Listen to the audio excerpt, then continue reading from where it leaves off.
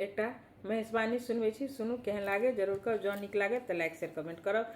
और Facebook page देख रहा छी तो फॉलो कर लेब, यूट्यूब देखे छी तो सब्सक्राइब कर लब। जो कर चुकल छी तो दिल से धन्यवाद। तो सुनू। बस हा पर भोला से बार हो, जिया थर थर कापे।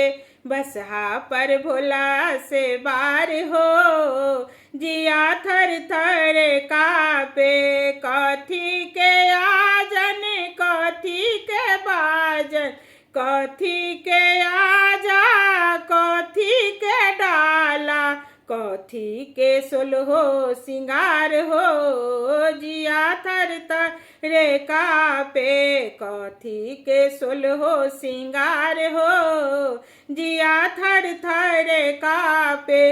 साँपे के आला साँपे के माला, साँपे के आला साँपे के माला, साँपे के सोलहो सिंगार हो, जिया थर थर कापे। साँपे के सोलहो सिंगार हो, जिया थर थर कापे।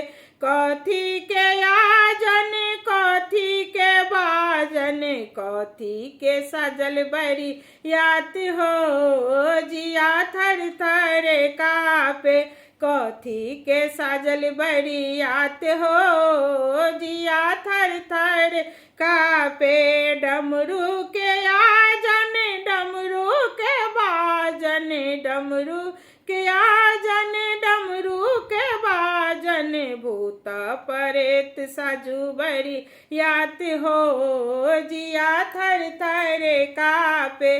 भूत प्रेत साजू बरी यात हो, जिया थर थर कापे।